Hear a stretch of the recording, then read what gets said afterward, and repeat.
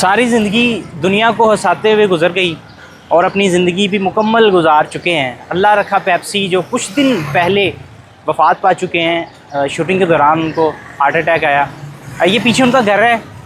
घर की क्या सूरत हाल है, किस तरह उनका गुज़र बसर था, किस तरह रहते थे, ये उनका मोहल्ला है। अगर इस तरफ दिखा सकूँ मैं, ये मोहल्ला है जहाँ पर वो रहते थे। उनका आबाई घर है और आबाई घर के अंदर उनके साथ कौन कौन रहता था, उनकी ज़िंदगी कैसे गुज़री, वो भी आपको दिखाते हैं। घर के अंदर चलते हैं। उनका एक बेटा है सलमान, उनसे भी गुफ्तगू करेंगे।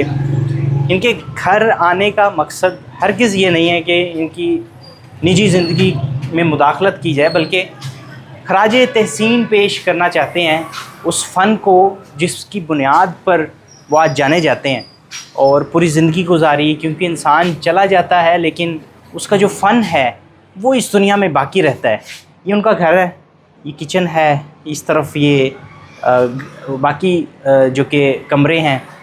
बच्चे कितने थे उनके, उनकी ज़िंदगी कैसे गुजरी और उनके चले जाने के बाद अब इस घर में क्या हो रहा है दिखाते हैं आप। सलमान भाई हैं उनके बेटे और उसके बाद रियाज साहब हैं उनके भाई।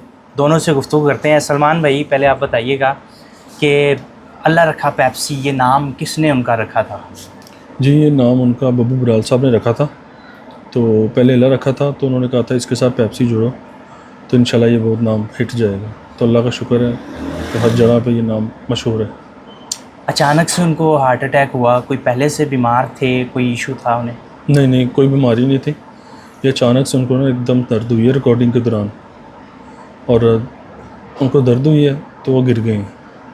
तो उनको फ़ौरन एम्बुलेंस में डाला उन्होंने, तो लेके निकले तो रास्ते में उनकी डेथ हो गई। कैसी ज़िंदगी उन्होंने गुजारी, इस फील्ड में वो कैसे आए थे, शौक़ कैसे पड़ा, स्ट्रगल के बारे में आप तो जानते होंगे उनकी। बहुत स्ट्रगल की है मेरे पापा ने। लोग फ़नकारों की खिदमत की हैं, बब्बू बराल, मस्ताना, शौकी खान, बहुत से फ़नकार, उमर शरीफ मेरे पापा को बहुत प्यार करते थे। तो बहुत स्ट्रगल की है। 35 साल का उनका स्ट्रगल है। तो अल्लाह ने आज नाम दिया है तो खुद चले गए। बहुत मुश्किल होता है। जी। उनकी ज़िंदगी में उन्होंने आपको किस तरह की ज़िंदगी दी, किस तरह से लाड प्यार करके बड़ा किया, क्या कहेंगे उनके बारे में? बस मैं इतना कहूँगा, हमने बादशाहों की जैसी ज़िंदगी गुजारी है। ना तो उन्होंने हमें कभी हराम का खिलाया है। बहुत अच्छा हमने वक्त गुजारा है। पहना भी अच्छा है, खिलाया भी उन्होंने अच्छा है। तो मैं बस यही कहूँगा कि मेरे पापा जैसा हर बच्चे का बाप हो बस। कितने बहन भाई थे आप? हम 4 हैं। मैं अकेला बेटा हूँ उनका और 3 बहनें हैं।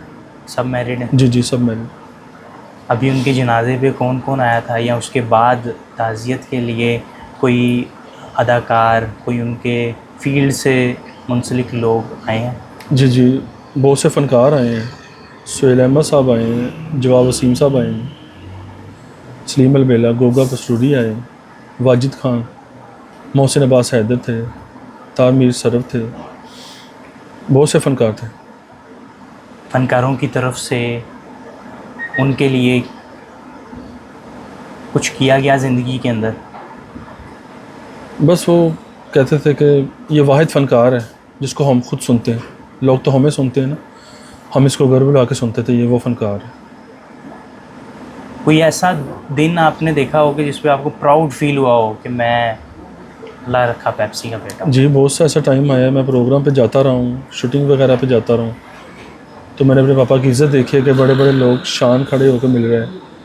सईद नूर साहब बहुत इज़्ज़त करते थे, फ़िल्म डायरेक्टर। बहुत से फ़नकार हैं जो मेरे पापा को बहुत प्यार करते थे कि मुझे पापा को देखते साथ उठ के मैं खड़े हो जाते थे कि अल्लाह रखा भैया आ गए माशाल्लाह। इसके अलावा उन्होंने फ़िल्मों में, ड्रामों में किस किस चीज़ में काम किया है? स्टेज ड्रामा उन्होंने कम ही किया है, वन मैन शो ज़्यादा करते थे।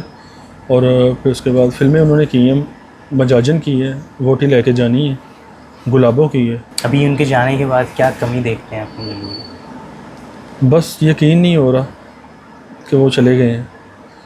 ऐसा कभी सोचा नहीं था कि ऐसा होगा, लेकिन जो मेरे अल्लाह को मंजूर। रियाज साहब, आप बताइएगा, आपके भाई थे, आपसे छोटे थे या बड़े थे? मेरे से 4 जगह पे छोटे थे। 4 भाइयों के बाद थे। 4 बहन भाइयों के बाद। 4 बहन भाइयों के बाद थे। रियाज साहब, कैसी ज़िंदगी उनकी गुजरी? बचपन से आपने देखा उन्हें, आपसे छोटे थे, जी, तो बचपन से उनका ये शौक़ था और हमारे में किसी का नहीं था, तो उसका शौक़ था, उसने ये पूरा किया है, तो अल्लाह ताला ने इज़्ज़त भी दी है और बहुत सारे लोगों के साथ बहुत ही अच्छा था। जैसे अपने भी नहीं इतना रोते जितना वो रोए हैं दूसरे को। कभी सोचा था कि इतनी बुलंदियों पे पहुँचेंगे, इतनी मशहूरी मिलेगी, फेमस हो जाएंगे वो? हमें तो ज़्यादा पता ही नहीं था कि इतना वो फेमस है, क्यों हमें तो इधर क्या जो ना, हम नहीं है इस लाइन में, ठीक तो है। वो ही था या उसका बेटा था, तो हमें पता चलता था, हम टीवी पे देखते थे, वो मोबाइल पे देखते थे कि माशाल्लाह खुश होते थे कि यार चलो इसकी स्ट्रगल जो है ना काम आई है, अल्लाह ताला ने नाम बना दिया। कोई ऐसा लम्हा या कोई ऐसा आपके साथ कोई बड़ा यादगार हो, कोई कभी उन्होंने कोई आपके साथ मजाक किया हो या कुछ ऐसा? मजाक तो वो एक लम्हा हो तो फिर बताएं, वो तो सब लोगों के हंसी मजाक करता था, तो सब खुश होते थे, सबको हंसाता था वो। क्या कहेंगे उनके बारे में, उनके जाने के बाद? मैं तो यही कहूँगा कि ऐसे बंदे दोबारा अल्लाह ताला नहीं भेजता, कि ये इतना अच्छा था हमारे बहन भाइयों के लिए भी, उसको कोई काम कहना ना उसने इनकार नहीं करना, हर यही कहना कि कोई बात नहीं, हो जाएगा काम आपका, ये हो जाएगा वो हो जाएगा, इनकार नहीं करना। बिल्कुल जी, ऐसे ऐसा ही है। फ़नकार थे और काफ़ी नाम कमाया अपनी ज़िंदगी के अंदर। जाने के बाद भी अभी उनके घर ताना बाना लगा है लोगों के आने का। मारूफ़ लोग जो कॉमेडियन भी हैं, कुछ लोग अदाकार हैं, इंडस्ट्री से वाबस्ता हैं, उनके कोलीग रहे हैं। अब जब उनको पता ख़बर मिलती है तो वो यहाँ पर लाजमी आते हैं उनके घर वालों से, अहले आल से जो ताज़ियत है वो करने के लिए। और जवाद साहब कॉमेडियन थे, उनके भतीजे बैठे हैं मोहम्मद हमज़ा, ये भी इनके पास आए हैं। इसी तरह सबका ताना बाना लगा है यहाँ पर और बड़े बड़े अदाकार भी आ रहे हैं, उनकी जानिब से भी ताज़ियत की जा रही है। और जो फ़नकार था वो चला गया इस दुनिया से, ख़राज तहसीन पेश किया जा रहा है। अब यही कहना है कि बाकी भी जो तमाम फ़नकार हैं वो इस दुनिया से चले भी जाते हैं तो उनकी जो फ़नकारी है, उनकी जो फ़न है वो ज़िंदा रहता है और वो तब तक ज़िंदा रहेगा जब तक उसकी कदरदान है, जब तक उसको कदर करने वाले। अपने मेज़बान ताला अशरफ को इजाज़त दीजिए। अल्लाह हाफ़िज़।